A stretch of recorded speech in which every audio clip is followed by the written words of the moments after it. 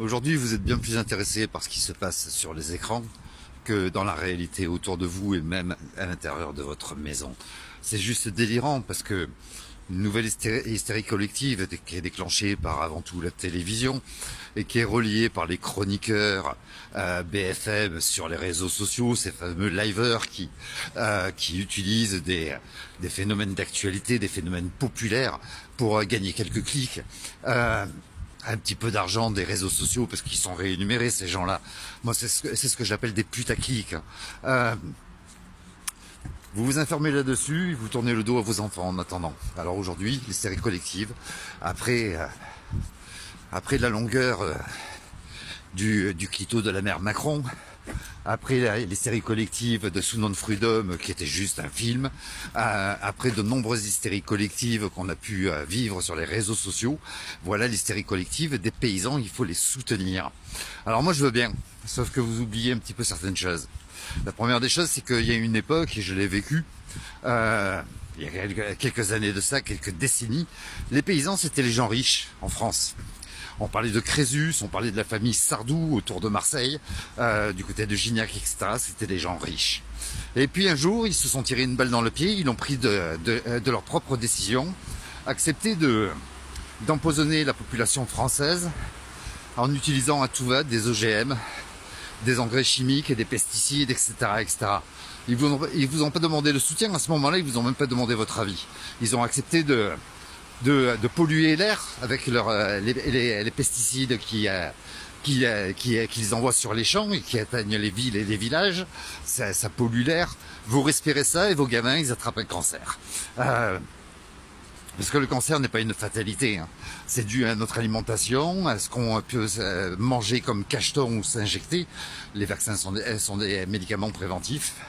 Ça dépend aussi de l'environnement dans lequel vous vivez. Et effectivement, la plupart des gens qui vivent très proches d'exploitations ou pas trop loin d'exploitations agricoles respirent les pesticides à tout va. Et aujourd'hui, il faudrait donc soutenir les agriculteurs qui vous empoisonnent volontiers. D'ailleurs, sur un live, j'ai entendu un paysan qui disait « Nous, on veut bien arrêter la guerre. Si ils arrêtent d'abattre notre bétail, on veut bien accepter la vaccination. » Donc quelque part, quand on parle de vaccination, vous savez qu'elle soit ARNM ou pas, eh bien, elle va se retrouver dans la viande. Il y a des produits chimiques à tout va. Elle va se retrouver dans la viande. Elle va se retrouver dans le lait et vous allez le consommer. C'est pareil que les fruits et légumes. On retrouve des métaux lourds comme le cadmium. On retrouve à tout va des pesticides, etc., etc. Et vous les bouffez. Et c'est vous qui êtes malade. Et finalement, vous êtes en train de soutenir aujourd'hui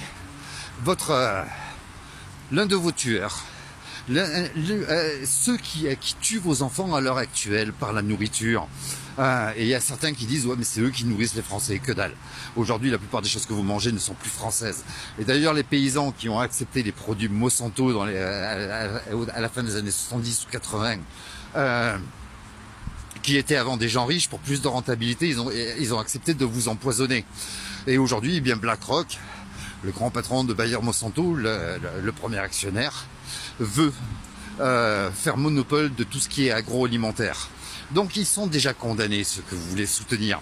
En revanche, pendant que vous vous plaisez, ils sont sympas les paysans, pendant que vous vous plaisez à les soutenir, à aller sur les lieux de blocage pour aller boire un canon, parce qu'ils vous offrent le canon au passage, eh bien nos enfants ils crèvent en France.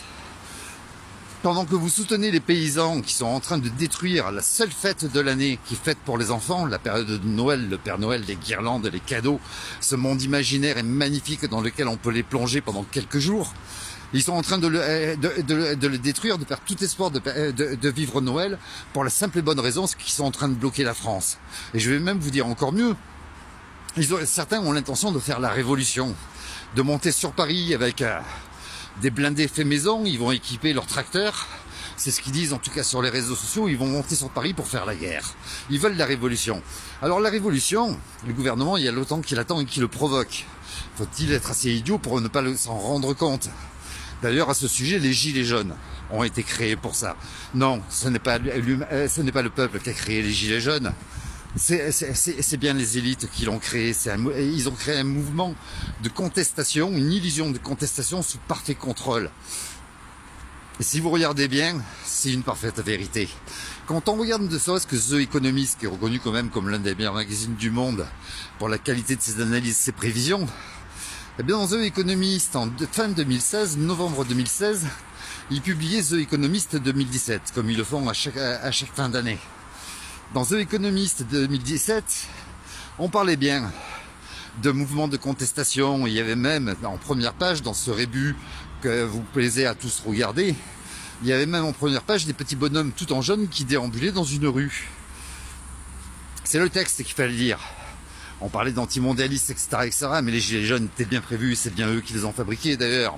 Qui c'est qui fabrique les gilets jaunes? C'était pas les amis à Sarkozy? Qui c'est qui a imposé le gilet jaune dans les voitures pour que tout le monde en ait? C'était pas Sarkozy, c'est le même qui vous a parlé de nouvel ordre mondial, l'un des premiers d'ailleurs. Alors vous soutenez finalement ceux qui vont vous amener au chaos, parce que la révolution, elle va nous donner quoi? Eh bien, elle va permettre à la marionnette de l'Élysée, qui vous plaît tant puisque vous en parlez et vous lui donnez une notoriété, elle va donner la possibilité de planter un état de siège. C'est quoi un état de siège? Eh bien, c'est l'équivalent d'une loi martiale à la française. C'est-à-dire le renfort de l'armée en renfort de la police dans les rues, un couvre-feu illimité, et surtout, plus d'élections, et surtout plus d'élections présidentielles. Ce qui l'arrange bien la marionnette, parce qu'elle veut rester. Donc, est-ce que c'est vraiment ça que vous voulez soutenir? Est-ce que c'est vraiment ça dont on a besoin en France? Est-ce que c'est ça que vous voulez? Qu'on plante un état de siège, comme ça on est bien en dictature et nos droits fondamentaux, on peut s'asseoir dessus. C'est quand que le grand jeu de la connerie, c'est quand la grande finale du grand jeu de la connerie en France?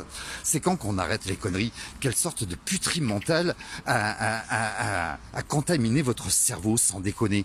Pendant que vous vous plaisez à soutenir les agriculteurs, personne, tout le monde s'en fout. C'est là que je disais que vous êtes plus absorbés et plus intéressés par ce qui se passe dans les écrans, la télé, les réseaux sociaux,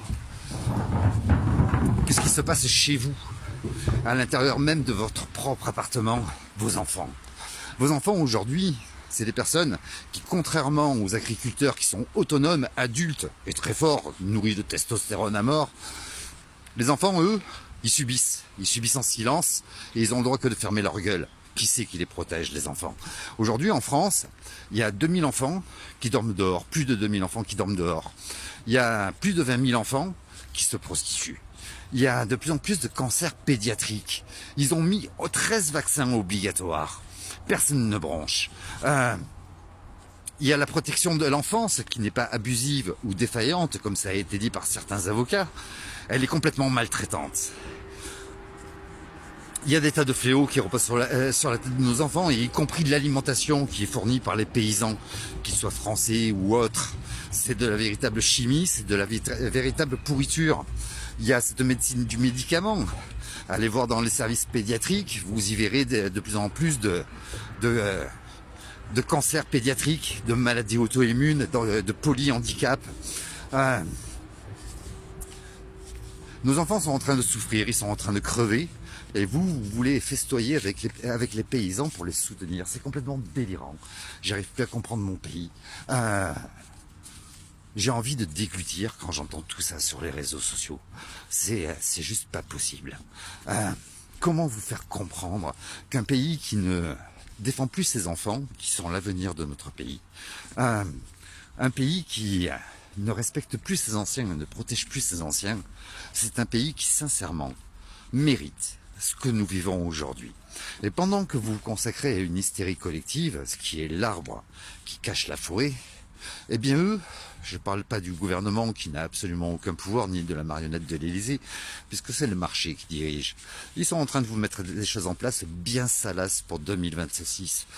The Economist, dans le résumé de The Economist 2026, annonce que la crise économique va se durcir, la précarité va gangréner, particulièrement en Europe. Et vous, pendant ce temps, vous défendez les agriculteurs sans vous soucier de demain et surtout, en vous en foutant bien des enfants. Quelque part, vous méritez ce que vous vivez.